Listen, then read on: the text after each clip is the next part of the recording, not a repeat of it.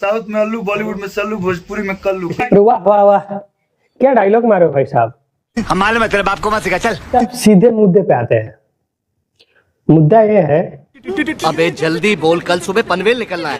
किसका चुमा किस पे भारी लेके आ चुके हैं पवन और खेसारी, और आगे है कल्लू की बारी। शाबाश मेरे शेर, आज मुद्दतों बाद जश्न मनाने को दिल कर रहा है। भाई साहब पवन सिंह ने एक चुमा लाया, खेसारी ने बोला है ऐसे कैसे चलेगा, हम 2 चुमा लाएंगे। उसके बाद अरविंद अकेरा यानी कि कल्लू जी बोल रहे हैं हम पीछे रहने वाले हैं, हम काहे पीछे रहेंगे, मेरा भी चुमा आएगा। चुमा आ रहा है मेरा भी, हम काहे लिए पीछे रहेंगे। अच्छा, हम किसी से कम नहीं।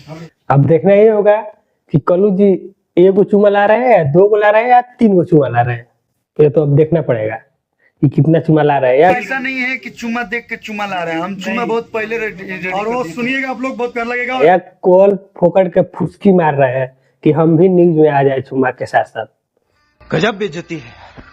और उससे खेसारी का जो चुमा था अभी वो आने वाला नहीं था, आने वाला तो था लेकिन अभी फिलहाल में आने वाला नहीं था। फिलहाल में वो देखे कि लोहा गर्म है, मार दो, मतलब कि हथौड़ा मार दो, चल जाएगा। और चला भी भाई ऐसा कैसा, लेकिन पवन सिंह के चुमा कह के सारा फेल है। जलवा है हमारा।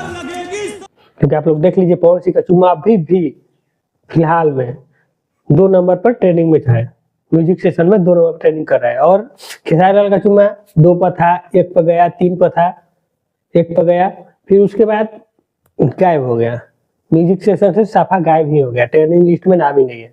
और पवन सिंह का चुमा अभी तक 2 नंबर पर टिका हुआ है। तो भाई चुमा में तो किसका भारी चुमा है तो आप जान ही गए होंगे। समझ रहे ना आप। लेकिन सुन के अच्छा लगा कि पवन सिंह का 1 चुमा खेसारी लाल का 2 चुमे पर भारी पड़ गया, और थोड़ा मोड़ा भारी नहीं, बहुत भारी पड़ गया, इतना भारी कि शायद वो दब के दिख नहीं रहा है कहीं पे। बस अब देखिए आगे कल्लू का चुमा आता है, और कल्लू का चुमा क्या होता है, कैसा होता है। तो मिलते हैं नेक्स्ट वीडियो में, धन्यवाद।